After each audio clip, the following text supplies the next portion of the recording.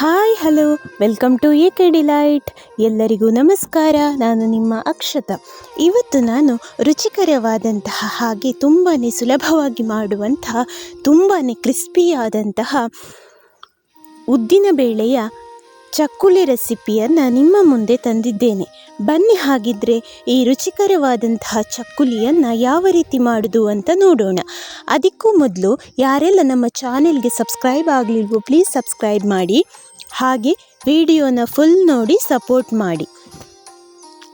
ಮೊದಲಿಗೆ ಈ ಚಕ್ಕುಲಿ ಮಾಡಲಿಕ್ಕೆ ಒಂದು ಬಾಣಲೆಯನ್ನು ಸ್ಟವ್ ಮೇಲೆ ಇಟ್ಟು ನೋಡಿ, ಇಲ್ಲಿ 1 ಕಪ್ ಆಗುವಷ್ಟು ಉದ್ದಿನ ಬೇಳೆಯನ್ನು ನಾನು ತಗೊಳ್ತಾ ಇದ್ದೇನೆ. ನೋಡಿ, ಈ ಕಪ್ಪಲ್ಲಿ 1 ಕಪ್ ಉದ್ದಿನ ಬೇಳೆಯನ್ನು ಬಾಣಲೆಗೆ ಹಾಕಿ ಮೀಡಿಯಂ ಫ್ಲೇಮಲ್ಲಿ ಡ್ರೈ ರೋಸ್ಟ್ ಮಾಡಬೇಕು.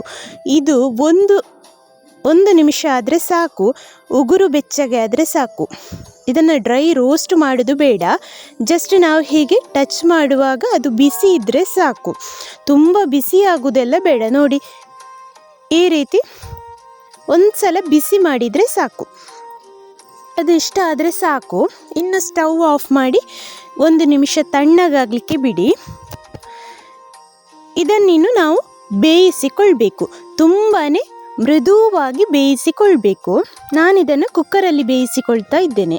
ನೋಡಿ, ಈ ಬಿಸಿ ಮಾಡಿದಂತಹ ಉದ್ದಿನ ಬೇಳೆಯನ್ನು ಕುಕ್ಕರಿಗೆ ಹಾಕಿ ಒಂದ್ಸಲ ಚೆನ್ನಾಗಿ ತೊಳ್ಕೊಳ್ಳಿ.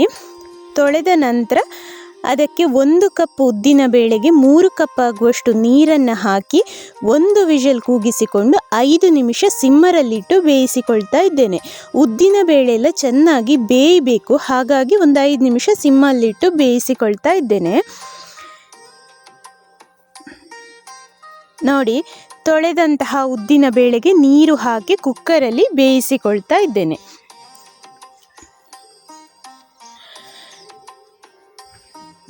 ಇದು ಈಗ ಬೆಂದಂತಹ ಉದ್ದಿನ ಬೇಳೆ ಕುಕ್ಕರ್ ತಣ್ಣಗಾದ ಮೇಲೆ ನೋಡಿ ಈ ರೀತಿ ಚೆನ್ನಾಗಿ ಬೆಂದಿದೆ. ಇನ್ನಿದನ್ನು ಒಂದು ಮಿಕ್ಸಿ ಜಾರಿಗೆ ಹಾಕಿ ನುಣ್ಣಗೆ ರುಬ್ಬಿಕೊಳ್ಬೇಕು. ಒಂದು ವೇಳೆ ಎಲ್ಲಿಯಾದರೂ ಗಟ್ಟಿ ಆಯಿತು ಅಂತಾದರೆ 1-2 ಚಮಚ ನೀರು ಹಾಕಿ ನುಣ್ಣಗೆ ರುಬ್ಬಿಕೊಳ್ಳಿ, ಇಲ್ಲ ಅಂತಂದರೆ ಸಾಕು. ಹಾಗೆ ನುಣ್ಣಗೆ ರುಬ್ಬಿಕೊಂಡು ನೋಡಿ, ಇದೀಗ ನುಣ್ಣಗೆ ರುಬ್ಬಿದಂತಹ ಮಿಶ್ರಣ. ಇನ್ನಿದನ್ನು ನಾನು ಒಂದು ಅಗಲ ಬಾಯಿಯ ಪಾತ್ರೆಗೆ ಹಾಕಿಕೊಳ್ತಾ ಇದ್ದೇನೆ. ಇನ್ನಿದಕ್ಕೆ 1 ಚಮಚ ಆಗುವಷ್ಟು ಉಪ್ಪು, ರುಚಿಗೆ ತಕ್ಕಷ್ಟು ಉಪ್ಪು, ಹಾಗೆ ಒಂದು ಅರ್ಧ ಚಮಚ ಮೆಣಸಿನ ಹುಡಿ. ನೀವು ಖಾರ ಜಾಸ್ತಿ ಬೇಕು ಅಂತಿದ್ರೆ ಜಾಸ್ತಿ ಹಾಕಿಕೊಳ್ಳಿ. ಹಾಗೆ 1 ಚಮಚ ಆಗುವಷ್ಟು ಜೀರಿಗೆ, 1 ಚಮಚ ಆಗುವಷ್ಟು ಬಿಳಿ ಎಳ್ಳು. ನೀವು ಬಿಳಿ ಎಳ್ಳು ಬೇಡ ಅಂತಿದ್ರೆ ಕಪ್ಪು ಎಳ್ಳು ಕೂಡ ಆ್ಯಡ್ ಮಾಡಿಕೊಳ್ಳಬಹುದು. ಹಾಗೆ ಒಂದು ಅರ್ಧ ಚಮಚ ಆಗುವಷ್ಟು ಓಮದ ಕಾಳನ್ನು ನೋಡಿ ಈ ರೀತಿ ಕೈಗೆ ಹಾಕಿ ಸ್ವಲ್ಪ ಸ್ಮ್ಯಾಶ್ ಮಾಡಿ ಹಾಕ್ತಾ ಇದ್ದೇನೆ. ಇನ್ನಿದನ್ನು ಈ ರೀತಿ ಕಲಸಿಕೊಂಡ್ರೆ ಆಯಿತು. ಉಪ್ಪು, ಮೆಣಸಿನ ಹುಡಿ, ಜೀರಿಗೆ, ಬಿಳಿ ಎಳ್ಳು ಹಾಗೆ ಓಮ ಎಲ್ಲ ಚೆನ್ನಾಗಿ ಮಿಕ್ಸ್ ಆಗಲಿ. ನೋಡಿ, ಈ ರೀತಿ ಕಲಸಿಕೊಳ್ಳಿ.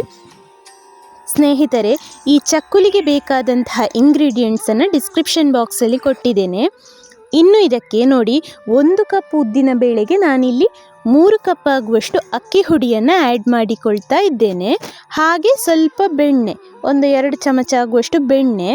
ನಿಮ್ಮಲ್ಲಿ ಬೆಣ್ಣೆ ಇಲ್ಲ ಅಂತ ಆದರೆ ಬಿಸಿ ಮಾಡಿ ಎಣ್ಣೆಯನ್ನು ಕೂಡ ಆ್ಯಡ್ ಮಾಡಿಕೊಳ್ಬಹುದು. 2-3 ಚಮಚ ಆಗುವಷ್ಟು ಬಿಸಿ ಎಣ್ಣೆಯನ್ನು ಆ್ಯಡ್ ಮಾಡಿ ಈ ರೀತಿ ಚೆನ್ನಾಗಿ ಕಲಸಿಕೊಳ್ಳಿ. ನೋಡಿ, ಇದೀಗ ಚಪಾತಿ ಹಿಟ್ಟಿನ ಹದಕ್ಕೆ ಬಂದಿದೆ. ಇನ್ನಿದನ್ನು ಒಂದು 10 ನಿಮಿಷ ಆಗುವಷ್ಟು ಈ ರೀತಿ ಮುಚ್ಚಿಡಿ. ನೋಡಿ, ನಮ್ಮ ಚಕ್ಕುಲಿ ಹಿಟ್ಟು ರೆಡಿಯಾಗಿದೆ. ನಿಮಗೆಲ್ಲಿಯಾದರೂ ಅಕ್ಕಿ ಹುಡಿಯೆಲ್ಲ ಸ್ವಲ್ಪ ಜಾಸ್ತಿ ಬೇಕು ಅಂತಾದರೆ ಹಾಕಿಕೊಳ್ಳಿ, ಹಿಟ್ಟು ಈ ಕನ್ಸಿಸ್ಟೆನ್ಸಿಯಲ್ಲಿ ಇರಲಿ. ಇನ್ನಿದನ್ನು ಚಕ್ಕುಲಿ ಮಾಡಿಕೊಂಡು ಎಣ್ಣೆಗೆ ಬಿಟ್ಟರೆ ನಮ್ಮ ರುಚಿಕರವಾದಂತಹ ಕ್ರಿಸ್ಪಿಯಾದಂತಹ ಚಕ್ಕುಲಿ ರೆಡಿ ಆಗ್ತದೆ. ತುಂಬಾ ಸುಲಭವಾಗಿ ಮಾಡಿಕೊಳ್ಬಹುದು. ನಾನಿಲ್ಲಿ ಬಾಳೆ ಎಲೆಯಲ್ಲಿ ಮಾಡಿಕೊಳ್ತಾ ಇದ್ದೇನೆ. ಬಾಳೆ ಎಲೆಯನ್ನು ಈ ರೀತಿ ಬಾಡಿಸಿಕೊಂಡು ಅದಕ್ಕೆ ಸ್ವಲ್ಪ ಎಣ್ಣೆಯನ್ನು ಸವರಿಕೊಂಡು ಚಕ್ಕುಲಿಯನ್ನು ಮಾಡ್ತಾ ಬನ್ನಿ. ಹೀಗೆ ಮಾಡೋದ್ರಿಂದ ಎಣ್ಣೆಗೆ ಬಿಡಲಿಕ್ಕೆ ಸುಲಭ ಆಗ್ತದೆ. ನೀವು ಬೇಕಿದ್ರೆ ಮುರುಕು ಥರ ಕೂಡ ಡೈರೆಕ್ಟಾಗಿ ಎಣ್ಣೆಗೆ ಹಾಕಿಕೊಳ್ಬಹುದು. ನಾನಿಲ್ಲಿ ಇವತ್ತು ಚಕ್ಕುಲಿಯನ್ನು ಮಾಡಿ ತೋರಿಸ್ತಾ ಇದ್ದೇನೆ. ನೋಡಿ, ಇದನ್ನು ಹೀಗೆ ಚಕ್ಕುಲಿ ಒರಳಿಗೆ ಹಾಕಿ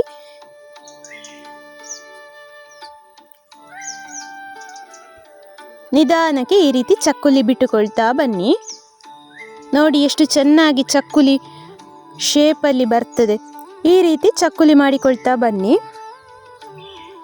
ತುಂಬಾ ಮೃದುವಾಗಿ ಬರುವಂತಹ ಈ ಚಕ್ಕುಲಿಯನ್ನು ಎಲ್ಲರೂ ಒಂದ್ಸಲ ಖಂಡಿತ ಟ್ರೈ ಮಾಡಿ ನೋಡಿ. ಇಲ್ಲಿ ನಾನು ಎಣ್ಣೆಯನ್ನು ಬಿಸಿಯಾಗಲಿಕ್ಕೆ ಇಟ್ಟುಕೊಳ್ತಾ ಇದ್ದೇನೆ.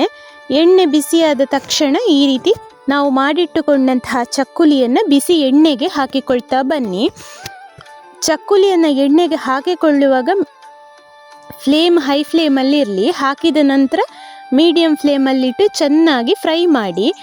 ಎರಡೂ ಹೊಡೆಯನ್ನು ಚೆನ್ನಾಗಿ ಬೇಯಿಸಿಕೊಳ್ಳಿ. ಚಕ್ಕುಲಿ ಒಳಗೆ ಎಲ್ಲ ಚೆನ್ನಾಗಿ ಬೇಯಲಿ. ಮೀಡಿಯಂ ಫ್ಲೇಮಲ್ಲಿ ಚೆನ್ನಾಗಿ ಬೆಂದರೆ ತುಂಬಾ ರುಚಿಕರವಾಗಿ ಹಾಗೆ ತುಂಬಾ ಕ್ರಿಸ್ಪಿಯಾಗಿ ಬರ್ತದೆ. ನೋಡಿ ಈ ರೀತಿ ಮೇಲೆ ಕೆಳಗೆ ಎರಡು ಸೈಡು ಕೂಡ ಚೆನ್ನಾಗಿ ಬೇಯಲಿ. ಎರಡೂ ಹೊಡೆಯು ಚೆನ್ನಾಗಿ ಬೇಯಲಿ ಚಕ್ಕುಲಿ.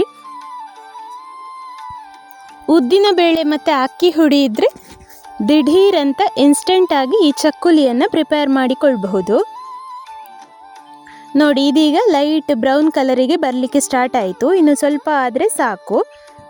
ಹೈ ಫ್ಲೇಮಲ್ಲಿಟ್ಟು ಮಾಡಲಿಕ್ಕೆ ಹೋಗಬೇಡಿ. ಅದು ಹೊರಗಡೆ ಮಾತ್ರ ಕಲರ್ ಚೇಂಜ್ ಆಗ್ತದೆ, ಒಳಗಡೆ ಬೇಯುವುದಿಲ್ಲ, ಆಗದು ಕ್ರಿಸ್ಪಿಯಾಗಿ ಬರುವುದಿಲ್ಲ. ನೋಡಿ ಈ ರೀತಿ ಮೀಡಿಯಂ ಫ್ಲೇಮಲ್ಲಿ ಎರಡೂ ಸೈಡ್ ಚೆನ್ನಾಗಿ ಬೆಂದರೆ ನೋಡಿ ಇಷ್ಟ ಆದರೆ ಸಾಕು. ಇನ್ನು ಇದನ್ನು ಒಂದು ಪ್ಲೇಟಲ್ಲಿ ಎತ್ತಿಟ್ಟುಕೊಂಡ್ರೆ ಆಯಿತು. ಬೇಕಿದ್ದರೆ ಟಿಶ್ಯೂ ಪೇಪರ್ ಹಾಕಿ ಅದರ ಮೇಲೆ ಹಾಕಿಕೊಳ್ಳಿ, ಆಗ ಎಣ್ಣೆ ಎಲ್ಲ ಹೀರಿಕೊಳ್ತದೆ. ಇನ್ನು ಪುನಃ ಇನ್ನೊಂದು ಸೆಟ್ಟನ್ನು ಈ ರೀತಿ ಬಿಟ್ಟುಕೊಳ್ತಾ ಬನ್ನಿ ಚಕ್ಕುಲಿಯನ್ನು. ಇದೇ ರೀತಿ ಎಲ್ಲ ಚಕ್ಕುಲಿಗಳನ್ನು ಬಿಸಿ ಎಣ್ಣೆಗೆ ಬಿಟ್ಟು ರುಚಿಕರವಾದಂತಹ ಕ್ರಿಸ್ಪಿಯಾದಂತಹ ಚಕ್ಕುಲಿಯನ್ನು ಸುಲಭದಲ್ಲಿ ರೆಡಿ ಮಾಡಿಕೊಳ್ಳಿ.